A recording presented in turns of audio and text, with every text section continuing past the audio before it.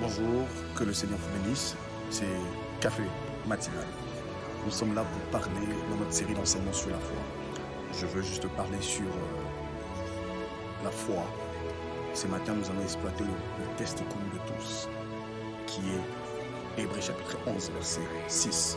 La Bible dit, or, sans la foi, il est impossible de lui être agréable. Et nous allons aussi exploiter le verset 5. La Bible dit, c'est par la foi qu'Hénos fut enlevé pour qu'il ne vit point la mort. J'aimerais dire à une personne ce matin, la foi, c'est autre dimension de la spiritualité. Plusieurs personnes parlent de la foi sans vivre la foi.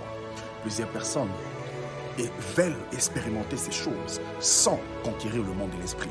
On ne peut pas aller très loin dans la foi si on n'a pas encore compris le domaine spirituel. J'aimerais dire à une personne ce matin, cet homme Hénos qui n'a jamais été enlevé avant. Mais cette fois-ci, pour sa fin de la vie, il a voulu sortir par la voie de l'enlèvement. Il n'a pas voulu vivre une vie de la mort et partir. Mais Christ l'a enlevé parce que cet homme avait déjà atteint une autre dimension de la spiritualité. Tu veux vivre une dimension forte, tu veux dominer sur la terre, tu veux conquérir la terre. Il faut être un homme ou une femme de foi. La foi, c'est quoi? La foi, c'est quoi? C'est de vivre dans la spiritualité, c'est que les autres vivent physiquement. Tu ne peux pas évoluer avec Dieu si tu ne sais pas conquérir le domaine spirituel. Tu ne peux pas vivre de résultats extraordinaires si tu ne sais pas comprendre le monde spirituel, comment cela fonctionne.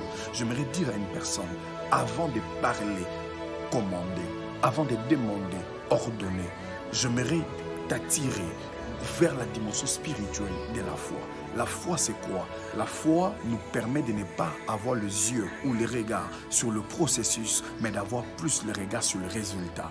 Si ici un homme ou une femme a la foi, ne regarde pas comment les choses se passent, ne regarde pas comment les choses sont difficiles, mais a plus les regards fixés vers le résultat qu'il attend de la part de Dieu. Job est un homme de foi. Lorsqu'il regarde et dit, je sais que mon Rédempteur est vivant, il s'élèvera même les derniers. C'est-à-dire cet homme avait atteint une dimension de la spiritualité où il ne regarde pas le processus, il ne regarde pas la façon dont les choses évoluent, mais il regardait plus le résultat. Il n'a pas regardé qu'il avait perdu les enfants, il n'a pas regardé qu'il avait perdu ses biens, mais il a plus regardé, il s'est souvenu de l'alliance d'Abraham, il a plus regardé qu'il y avait un Dieu qui vit dans l'invisible, qui est capable de l'accorder encore tout ce qu'il avait perdu. Il n'a pas voulu voir Dieu au devant, il n'a pas voulu voir Dieu au milieu, mais il a plus voulu voir Dieu à la fin de son histoire.